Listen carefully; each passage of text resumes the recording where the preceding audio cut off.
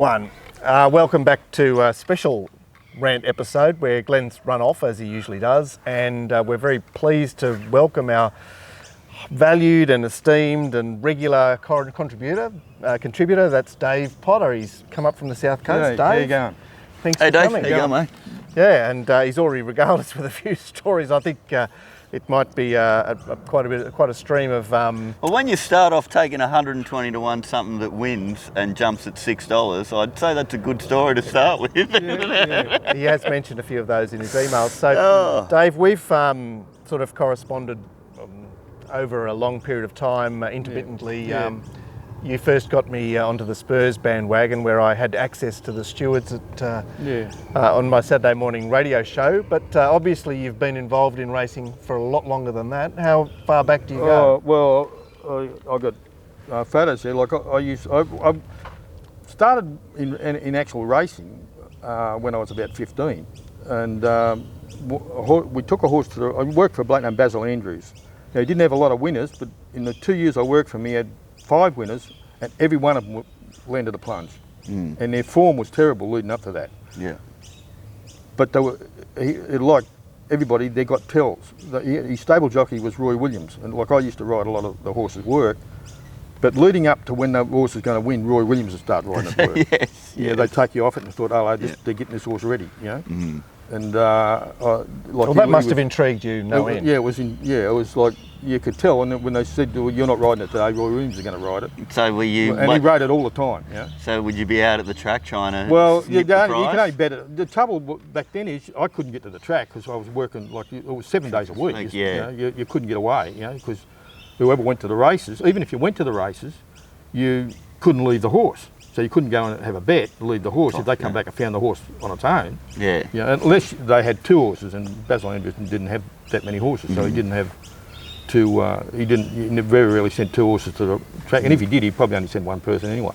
And where was this? Where was he training from? He was training out of Warwick Farm. His brother owned all the floats, so they used to float all the horses to Warwick Farm, and I used to go to the races every Saturday. I'd get every Saturday afternoon off, and I'd get all my mates there. They'd do my work in the afternoon, and I'd get a free ticket off Basil. He'd give me a free ticket to the races because I was the only one that liked to punt. Yeah. And I'd also get a free trip to the races in the float. Just get in the float, wherever the races were. So, it was good in that way. But like I say, I had a horse there. It was called Balalaika. It was having its first start in the race, and I knew she was by Todman. She was pretty good.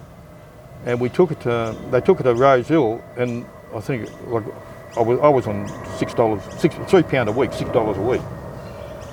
And I think I had £1 each way on her with the SP booking, and I took SP. Yeah.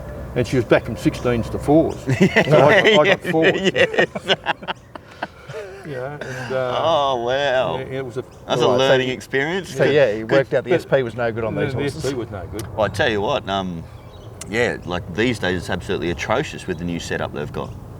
The top flux and starting prices are an absolute joke now with the NOP. Just absolute waste of time. I don't take them. Most of my bets are already on by Saturday morning. Not all of them. Well, that's where the most mistakes in the market are. Yeah, that's what I mean. That's what I'm looking for, mistakes in the market. Yeah. Like I say, I had that Kalo a couple of weeks ago yes, at 100 to 1. Now, whether it would have won or not is another thing. Yeah. But it wasn't going to start 100 to 1. No, exactly. And I actually had 200 on that because all the bookies went up at the wrong price. Yes. Yeah. So I backed it with half a dozen of them. Yeah. And I finished it's up a great with 100 idea. on it. Yeah, and then how quick was the mouse moving? Quick. So you're doing pretty well, Dave. You date back to ancient times as far as racing is concerned, and you've got a very positive outlook on what you're doing these days. Well,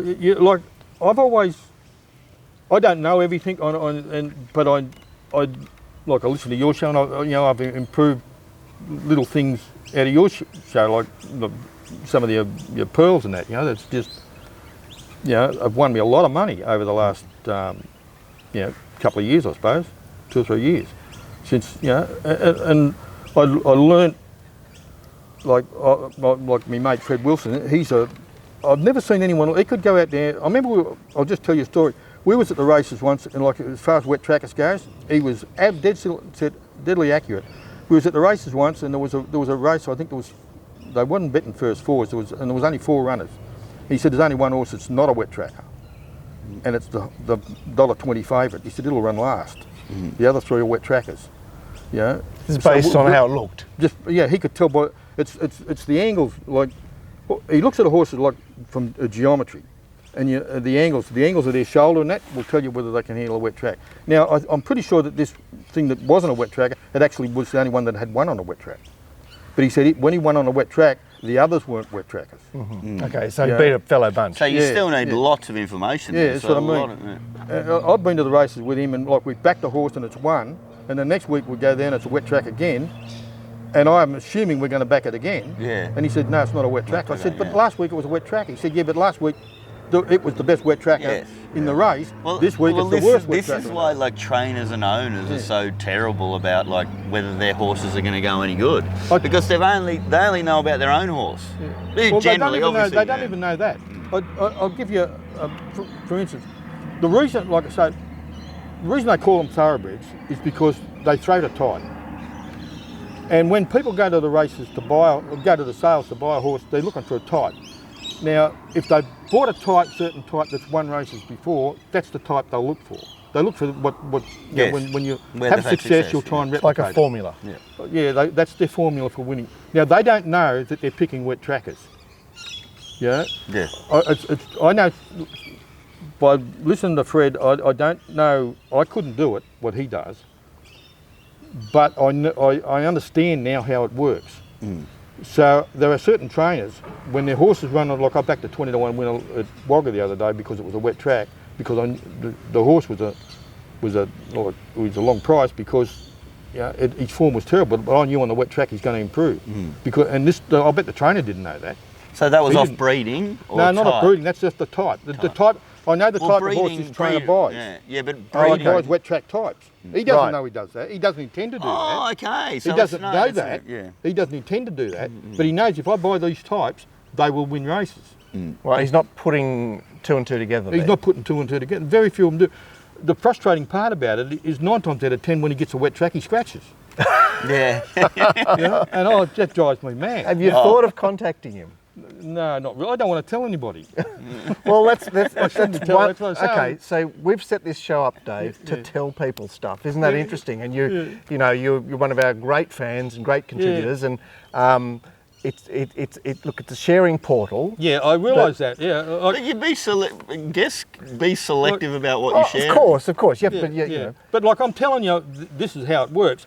Now, anybody out there can look at when it's a wet track, have a look at who trains races, keep a record of who trains the winners on wet tracks, and whose horses improved when it got wet.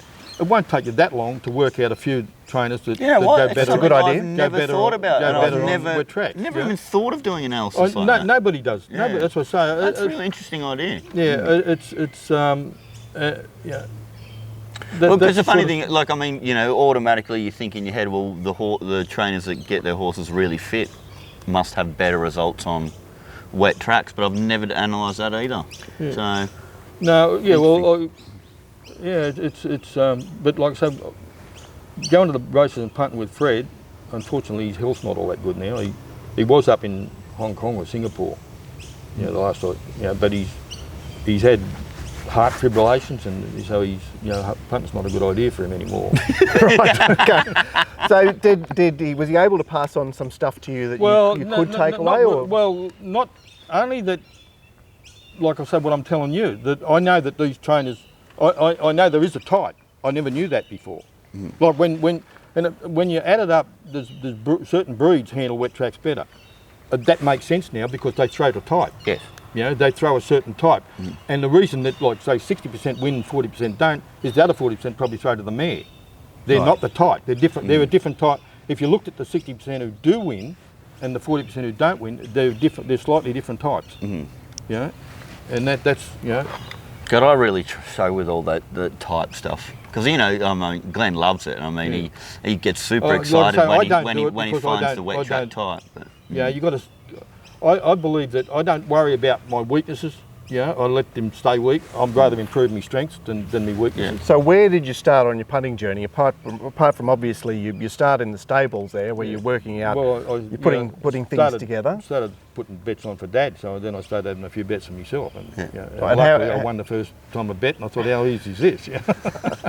Right, it's often the starting point on a journey. Sometimes it doesn't work out that. A mate of mine, the first bet he ever had, I think I might have told it before, he had $1 each way on Palm Beach Babe at 50 to 1. Yep. And it lobbed. That was his first bet ever. He was 16. You know, you're starting to look old enough to actually have a bet with a bookmaker. Yeah. I tell you what, that bet has cost him hundreds of thousands of dollars. Yeah. Well, yeah, but if you play golf or do anything else, I mean, exactly. It depends. Like, you don't have a punting problem if you're enjoying your punting. No. You only have a punting problem if you're doing it for the money and you don't enjoy what you're doing. Yes. Yeah, that's when you got a problem. Yeah. But if you're doing it for entertainment, it doesn't matter what it costs you. Yeah. If you're enjoying it, in life, Well, and it's not it's not going off the grocery bill. Yeah. But if you're enjoying it, then you don't do it like that. Well, you look at the emotion that people feel when they back a winner. Yeah. Oh, nothing like it. So, you know what I mean? Those, what do you want those blokes to spend their disposable income on? Yeah. Like golf, they hit a good shot and they stand there just feeling good about themselves very quietly. Yeah. When they back a winner, they're like, you know what I mean? The adrenaline rush. I know. I mean, I've only had a couple of games of golf, and I did hit one that landed on the green once. And I thought, big deal. I was still going to putt the thing in. I was still going to putt it in. It took me about 8 putts. So you've spent a lifetime refining your skills. How do you deploy them these days? What's a typical? As soon as the fields come out, I like on a Wednesday for Saturday's races, I start looking at the races mainly that I want to bet in, and I might pick out 3 or 4 horses in each race that I think are the chances. So is that the races you want to bet on? Are they types of races or are they? No. It doesn't matter. Just horses that I'm interested in. Gord is a bit like that. Yeah, it's sort of instinct to a certain degree, and then when the prices go up, things can change 180 degrees. Yeah, I mean, if the price, like there was a horse I had on Saturday, that Contra de Patray. Yeah. I wrote that down as, like, I thought it trialled pretty good. When it went up $7, no way in the world, I'm back in that. Yeah. But I finished up backing it at $25. Yes. Yeah. All right. So you're able to very quickly judge what's a good price about the horse. Well, I'm wrong more times than I'm right, but when I'm right, it's a good collect. It's a good collect. Yeah. And like I don't back horses because I think they win. I don't even try to pick winners, really. I try to pick the horses that I think are huge overs in the market. So you're looking for something in its form that the market hasn't reacted to, and you think has value. Yeah, I think it's got, not just a little. Like I've heard people say, like, I rated this horse $3 and I can get $3.10 or $3.20. It's good value. It's not an exact science. I can't see how you can be that exact. Yeah. Like if I thought something was $3, I'd want to get $5 for it to be sure that I was margin of error. Really was getting. I need a huge margin of error. So what sort of form are you doing before you even see the fields? Because you've mentioned that you've seen the trial of the horse. From memories, because like you'd watched all the races. Yeah, I've watched all the races before. You're in a bunker. That's all I do is just watch races. So most of it, and like I say, I look at the races every day from virtually everywhere. But most of them I'm not interested in having a bet. There's nothing there that appeals to me. I don't want to waste my time, looking at every race. I look at the field, but straight away decide whether you're going to bet. I'm going to spend time trying to, So many guys. That's becoming such a popular way to do it these days. Like a lot of new guys are doing it that way. Just like picking out the races they think they have an edge in all over Australia and just doing those properly. And it seems to be a very successful way to do it. Like, if I was to suggest anything for somebody new to have a crack at, it'd be that. No, like I say, I remember, we'd be back in the 70s, I had a bit of money and I had $1,000 on 2 horses. And I really couldn't afford 1,000. Like I had it there, but I didn't have it there to lose. Yeah. And the 2 horses were Manicato and Dulcify. Wow. And they both got done on the same day. Both of them got, and I thought, well, I'll never do that. And I think Manakata come out, won a Group 1 his next start, and Dulcify won the Cross Slate. yes. He got beat by a horse called Valley of Georgia, Dulcify. Wow, eh? It was, That I think sounds like... I think it was the Underwood Stakes and that Group 1 1400 metre race. It used to be run on a Thursday. Yeah, the Marlborough Cup. It was called the Marlborough Cup. It's now yeah. called the Rupert Rupert Clark Stakes. Yeah, but it used to be run on a Thursday. Show day. But I thought, just trying to pick winners is and like I didn't care what price I got, so long as if I thought something was a good thing, I'd back it. Sort of thing. All right, so that sort of started you changing your thinking? That sort of changed my thinking. I thought, no, that's not, I'm not really good enough at that sort of thing to declare something unbeatable. Well, the thing about it is unless I that get inside information. It's about a numbers game as well. So if you're if you're taking $3.20 about a horse that you've assessed at $3, now you could be wrong quite often. But you've got to do it. If I did that an infinite number of times, would I make a profit? And if the answer to that is yes, then for me it's a value bet. Different things work for different people. Yeah. That sort of doesn't work for me because, like I say, I had $25 on the horse on Saturday. Having $25 on something at $3 doesn't really. Oh yeah. I'd have to have $500 on it, and that my stress levels would go up. Like I probably had 18, 20 bets on Saturday. I only backed 3 winners. One of them was a short price, I think called Utah Synergy. And I thought it was $1.40 chance. Yeah. I thought, I can't believe that the other thing that was challenging for Foden. The Ron Quinton horse. It was by Mossman, and its form was on wet tracks, and its form was over 1,200 metres. This is 1,000 metres. Yeah, and didn't Utah went forward in a high standard race? Yeah, it had run in 2 stakes races, I think, and and look, I thought Snow's have got to have an opinion on this. It was unbeaten in barrier trials. I thought 1,000 metres. This has got to be this should be a short price favourite, and they put it up $4.20. Wow. Now there was scratchings. I think one of the favourites come out when the mark will speed something like that. But anyway, it finished up 260, but I think I finished up with about 330 after deductions. Yeah. But I thought it was $1.40 chance. And I don't. So how far and wide are you looking? Are you looking interstate, or are you just concentrating on New South Wales? Well, no, I look interstate. No, I look everywhere. It's a couple of years ago, I remember a trainer from South Australia bought a horse called, I can't remember what's name. Ryan Balfour was the trainer. I can't remember the name of the horse. I was just going to say it, but it went out of my head.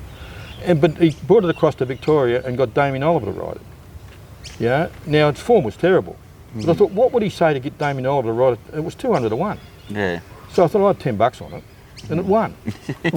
Now I just backed it out of suspicion. Yes. I thought, Damien Oliver that's reasonable train of thought. You're saying, okay, he's had to ring Damien Oliver's manager and basically put a story to the manager saying why Damien Oliver should ride this horse. Exactly, that's what I thought. That seems very clever thinking to me. Well, for me, the winner in the first at Scone on Saturday. Isn't that a lead? What was it called? King something or other? Or King's Champ. Yeah, King's Champ. I actually backed it as previous. They should have bolted in the Musselburgh as previous. So there's another one that I've heard about, a horse that's trained in Adelaide that somehow gets jockeys get flown in to pull off the sting. Is this APD? There you go, mate. So this is the Parsifal, isn't it? Yes. Like I sort of study the people. People are creatures of habit. Even they don't know that they are. Oh, I totally agree with that. That is so true. But people do the same thing, and I actually learnt that off like talking to George Moore once. And but he used to have films before anybody else had films where you couldn't get the film. He had a bloke who used to actually film all the races. So he employed a cameraman. His own cameraman. Yep. Wow. And he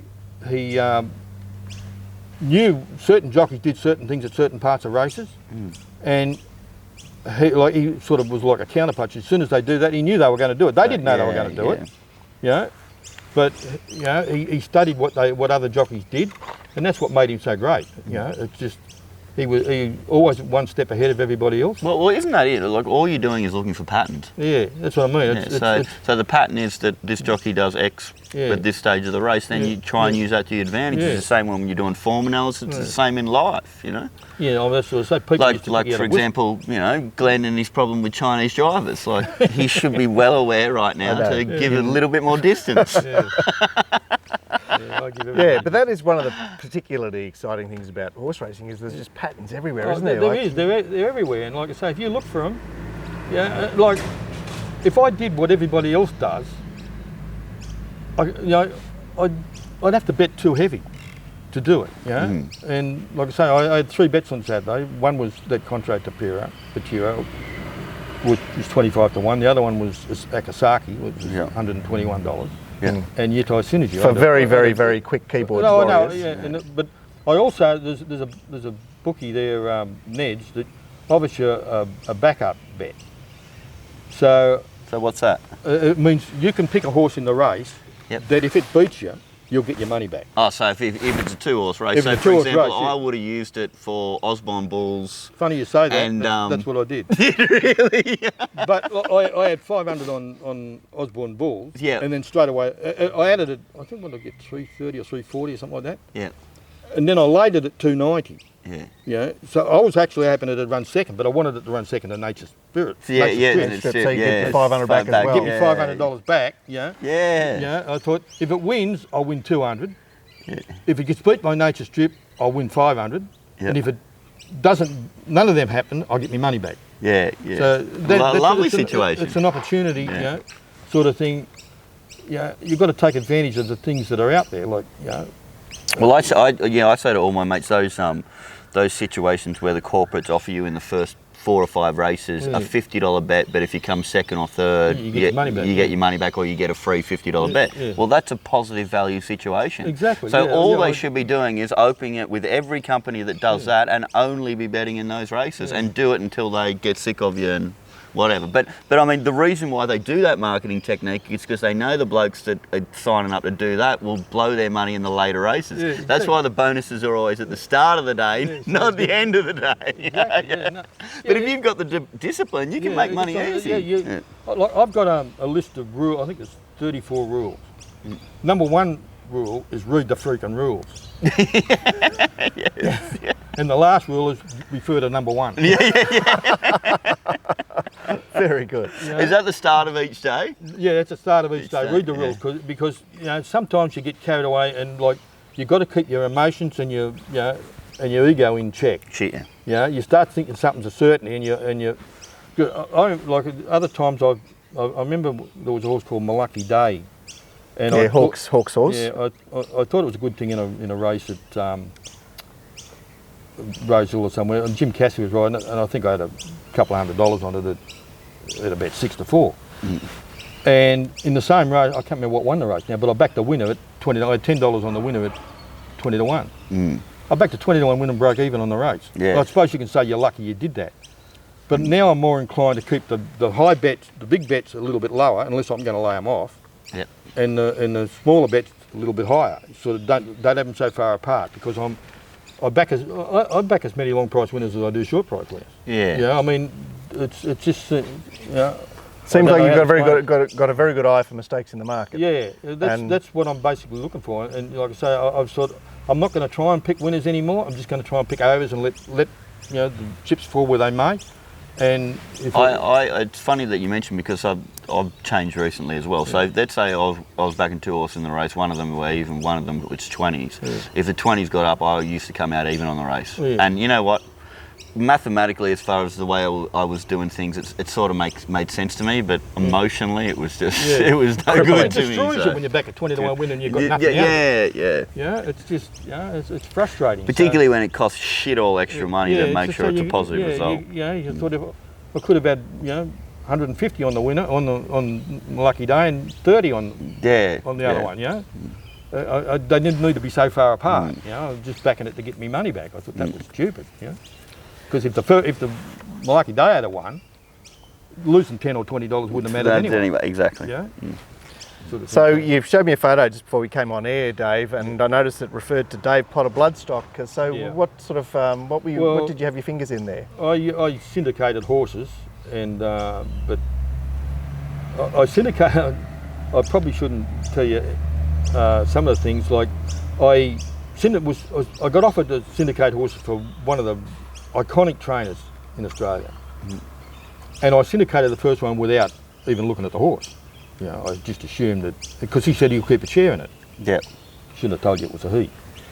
But anyway, I syndicated within about a week. And I made 10 grand. He got, I was syndicated for 40 grand. I figured 10 grand's worth of advertising, 10 grand for me and 20 grand for him for the horse. Yeah. Yeah. And he, like I say, he kept a share. And when you advertise that this trainer's going to keep a share in the horse, everybody just, I want to get shares for him, yeah. Well, when I seen the horse, I thought, and he had a paddock full of them. He said, I've got 100 of them out there you can syndicate. I could have made 10 grand a week. But when I had a look at the horse, I thought, it's not a racehorse. Yeah. It's got no chance of ever winning a race. And I went out and looked at the others, none of them were. Right. I thought, he sells all the ones that can win races to his clients, wants me to sell all the duds. Yeah. And he's going to get 20 grand for horses that are worth $300 or $400. $100, yes. Yeah. And your lifespan in the game would have been very short, and to have a lot of angry customers. So I had opportunity to make a lot of money, but I couldn't do it. Yeah.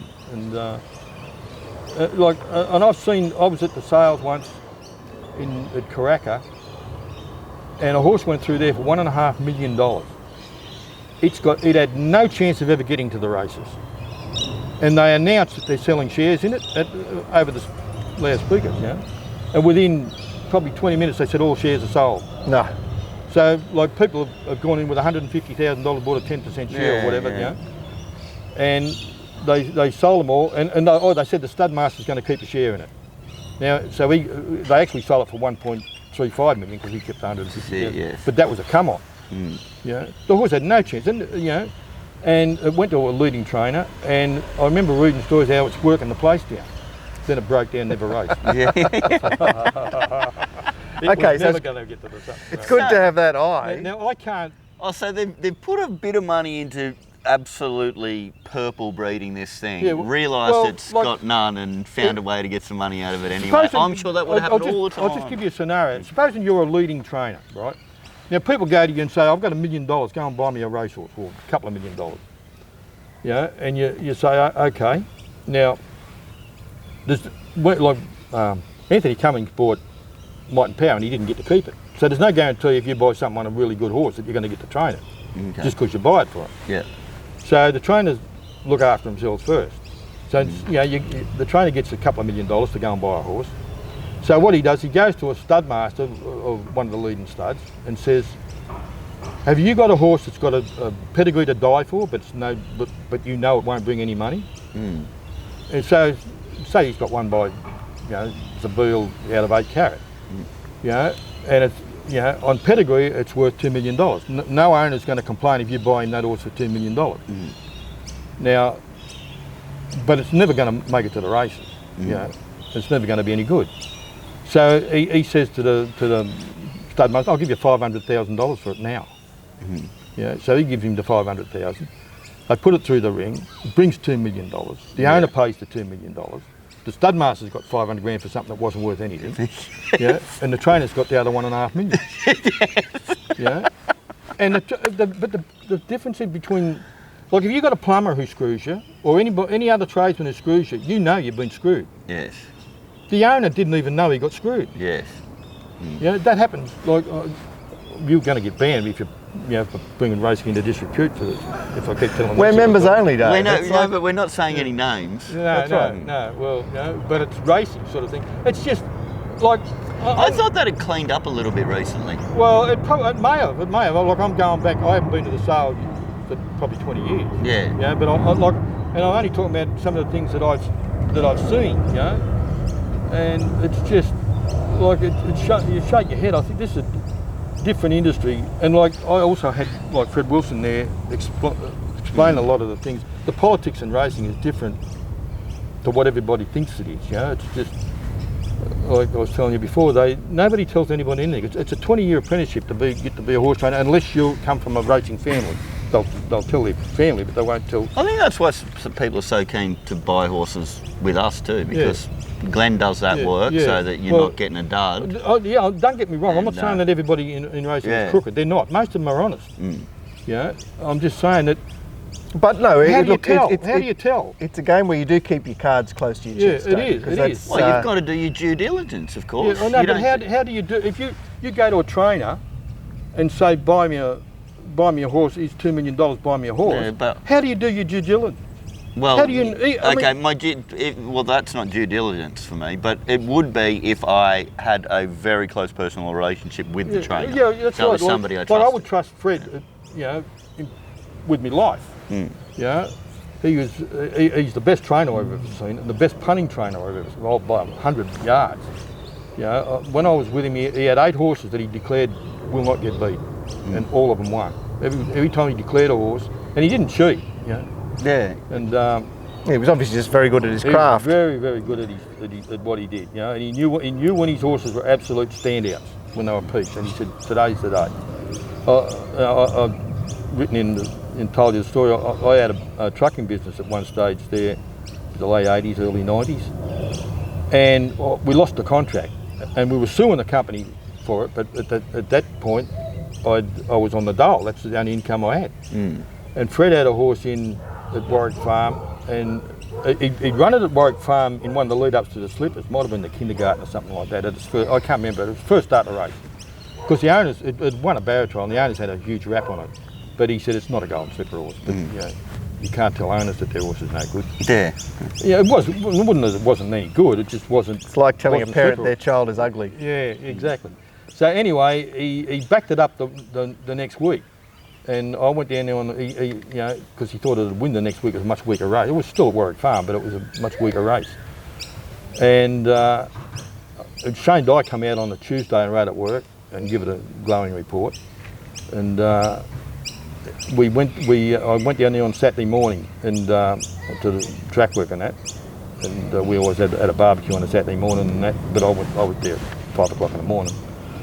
And I said, well, what's the story? And he said it'll win. He said it had its blood done, it's perfect. He said everything fallen into place. Anyway, we went to the race. I remember Johnny Tapp. When we walked onto the track, he walked past Johnny Tapp, and Johnny Tapp knew Fred quite well. He said, geez, you want a kick in the arse to nothing. Run it back in a 2-year up, run it one week and then back a 2-year up the next week. Yeah. Like if it runs bad, you're going to look like a goose. And Fred didn't say anything like to Johnny Tapp. He thought it would win. Yeah. Anyway, it's I can still hear the call. Like I had $800 in my dole money I picked up on the Friday, and I put the lot. I had $100 on Euphoria, and this horse in the running double, and $100 on I think it was Spy's Yarn, and the horse's name was Stonebrook Meadow in the Quinella. And Euphoria won, so I got the double going. And then they straightened up for home, and I can remember, I'm sure it was Johnny Tapp was the course broadcaster then, because I can still hear his voice. And he said, Stonebrook Meadows under the whip and going backwards. And I got me, I'm thinking, I'm going to sell the car. Everything's running through your mind. What I'm going to do, I'll go out and see my sister and see if I can borrow $800, because I told them this, I forgot to collect the dole, I'll collect it on Monday, sort of thing, and I've got to come up with this, because that's all we've got to eat with. And it's like everything went into slow motion, and I'm thinking all these things, how am I going to get this money back? Anyways, halfway down the straight, Stonebrook Meadow started to pick up, and he was charged at home, but the Spy's Yarn was 4 or 5 in front. And I thought, well, if he runs into second, I've got $100 on the Quinella, I'll get my money back. And he ran into second and then set out after the leader, and he nailed him right on the post. He come right down the outside. Even when they hit the line, I still had my head in my hand. I couldn't look. And Fred said, don't worry, he got it.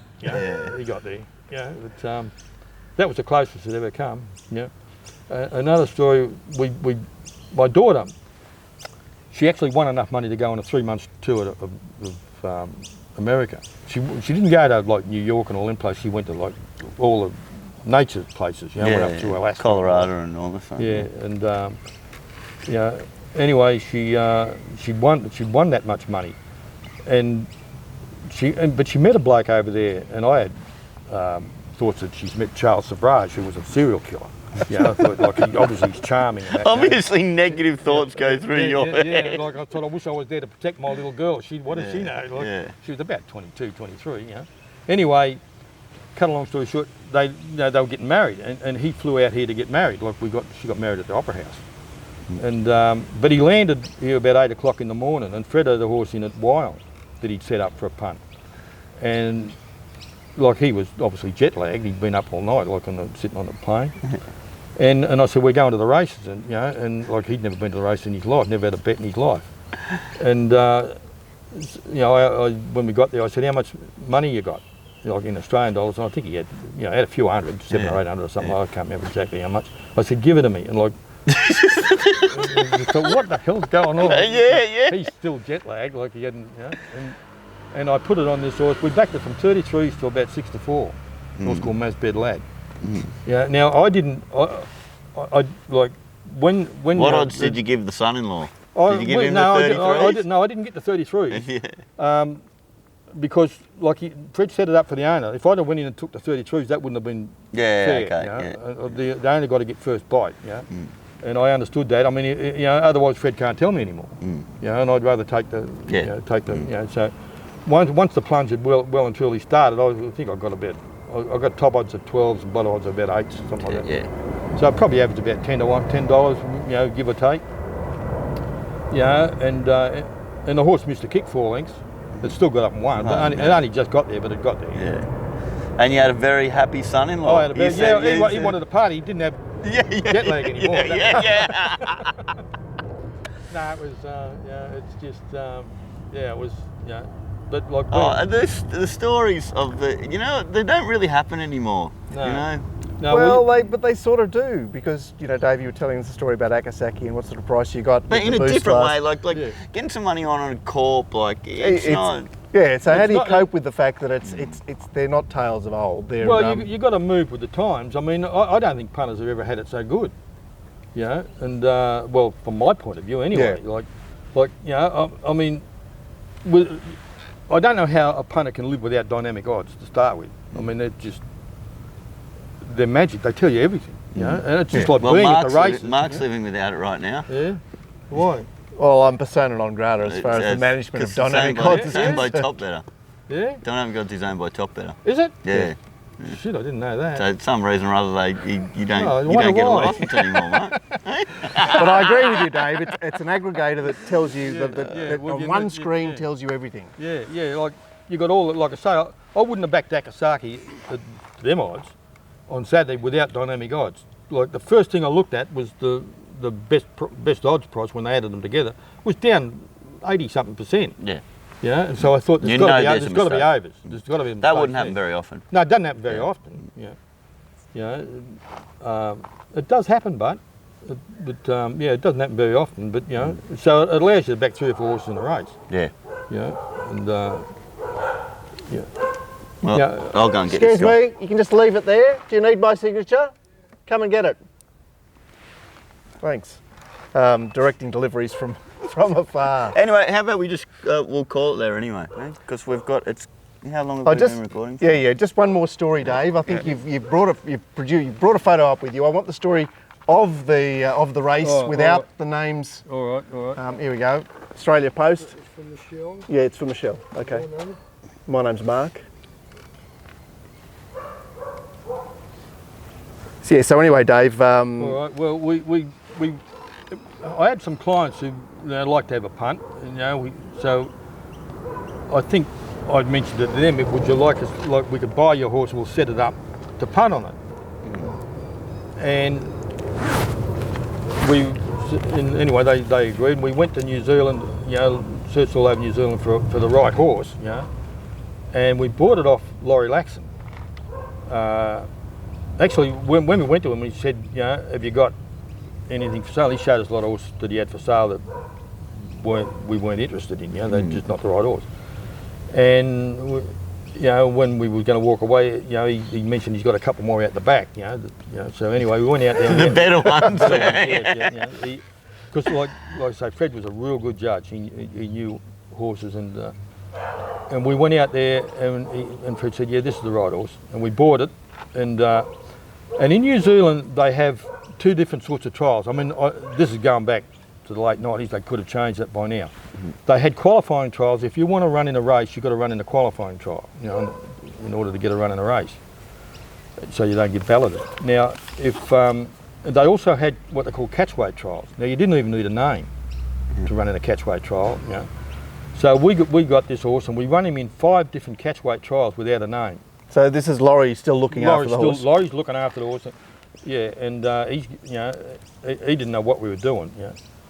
And anyway, he got it ready, and I think he had it. I mean, Laurie's no fool. He would have known. He sort of knew that, you know. It was decent. And we give it 5 catch weight trials, and we only tried to win one, and it won and run the fastest time of the day in over 800, well, no, probably 1,000 metres. Might have been a 1,200 metre trial. I can't remember. But he ran the fastest time of the day anyway. And in the other 5 trials, like I said, they were just for experience. Now we brought him to Australia and we gave him to a trainer to train, but we didn't want the trainer to gallop him and find out that he could gallop. So we landed... The conspiracy here. Yeah, we thought, how are we going to do that? So we landed him, I don't know, it's just say on a Friday. No, wait, we trialled him. No, we probably landed him on a Wednesday and we had him in the trials on Friday. So we knew he couldn't, and we had him in an 800 metre trial. Now, we had him set for a 1,400 metre race. Okay. We knew over 800 metres, they would gallop out of sight of him. Yeah. You know, he wouldn't do it. He'd finish midfield. He wouldn't show himself up. He wouldn't show himself up in an 800 metre trial. So anyway, he finished about midfield. That was on the Friday. Then we had him in the following Tuesday. The same thing. Trialled him again in another 800 metre trial, and he finished midfield again. And then we went to the Newcastle races on the following Saturday. Which meant there was not going to be any actual so gallop. The trainer wasn't galloping him because you were already doing the trials. Giving him the trials. That was to stop him from galloping. Yeah. And and there was 2 things. The trials would have stopped the trainer from galloping, but they were also so that the bookies would think they knew how much ability the horse had. Yeah. They didn't know about the New Zealand trials. Yeah. They would judge him off these trials. Now, we took him to the races, and I can't remember, we had a jockey booked to ride him, starts with an A, he used to ride at the Kemba Grange meetings all the time. Anyway, he rung up on a Saturday morning and said, can't ride, because he only had the one ride, he's not going to one Newcastle. So he didn't know either. So anyway, we got Darryl McClellan to ride him, and he'd only just come back not long from, I think, a long injury or something. And you know, when we was talking to the jockey, I said, what do you know about the favourite? Because he did a fair bit of riding for Paul Perry, he had the favourite. And he said, oh, he goes all right, he'll probably win this. I said, you'll win, you stay out of trouble, you'll win the race. Nice, yeah. I said, just don't try to be pretty, just go round the outside of him. Because I knew he didn't have a lot of speed early. Yeah. I said, just go round him. You know, and anyway, cut a long story short, I remember the broadcast said the big plonk's going to come off. So what was the plonk? What were the flights? It was about 12s into 3s. Oh, so they were still a bit cautioned. They're still a bit cautioned. Well, they always, you know, are about. It wasn't a real long price. Yeah. And also the owners weren't all that. They weren't smart about They rushed in too quick. Yes. I tried to tell them to let let some pros, but they wanted to do all that themselves. They run around with handfuls of money, you know, like telegraphing their punches. Well, unfortunately, that tip horses are often the first horses back because the owners can't wait to get on. If they'd have waited till the betting settled down and other people had backed other horses, you know. But no, they sort of took the opening price. You throw a dummy too, get a head to back something else for you. Yeah, well, but anyway, that one. I mean, it doesn't always come off. I'm telling you the story, the success story. Sometimes things go wrong. Yeah. There's no guarantee that you know. I just cannot believe this is like a movie. It's like you know those movies where they rob the casinos in America and something like all the work that's gone into it. There's a lot of X's involved. You're travelling around New Zealand trying to buy a horse, run it in trials, flying it over. Yeah, I know. There was a lot in it. But you know, the funny thing is, like, the deal was we get this horse, we set it up, we punt on it, and then we sell it. Yeah. Because when you land a punt like that, everybody thinks this is a good horse because it did win a couple of lengths. They exaggerate. And they assume because it's having its first start, there's a lot of improvement in it. But it had none. It was right at its top. There wasn't another inch to be got at it. And also, when we did that, the deal with the owners was you give the trainer half the prize money and the jockey half the prize, because the trainer's going to feel like you got. And actually, after the race, they interviewed the trainer. And he took, like, they thought he did all the planning and did all that, and he took all the credit, and he got more horses. They looked out for him too. But we didn't want the credit, I know. We just wanted the money. That's so good. That's a cracking story. He couldn't do anything else but take the credit. What's he going to say? I know. It's just. That is very, very And I good. don't So blame him for it. beautiful. You know, like I must. It was he was one of the nicest people I've ever met in racing the trainer too. But like I said, I don't want to mention any names. Yeah. But they're the most honest people I've ever met. Well, all right, Dave. Well, we look forward to many more of those stories coming out via your pen, but it's great to actually meet you in the flesh and to get a taste for what has obviously been a rich punting life. I'm thinking Ocean's 11. Have you seen that movie? Oh yeah. Yes. like the Sting and movies like that. They're my favourite genre of movies. I love it. You know, That's actually an even better one. That's even more apt, isn't it? yeah. I haven't It's seen just, that in ages. they're this sort of movies that I love. Like there's a show on TV called Leverage, or there was. That was a similar sort of thing, and another one called Hustle. They're the sort of shows I love watching. I remember that was a British one, The Hustle. Yeah, British wasn't it? one, Hustle. Yeah. Very popular. All right, Dave. Well, All we'll right, take no you out to worries. lunch now. Okay, I think no we'll worries. get some Okay. more stories in person. No worries. Thanks Okay. very much for coming on. My pleasure. Yeah, we can get all the even better stories.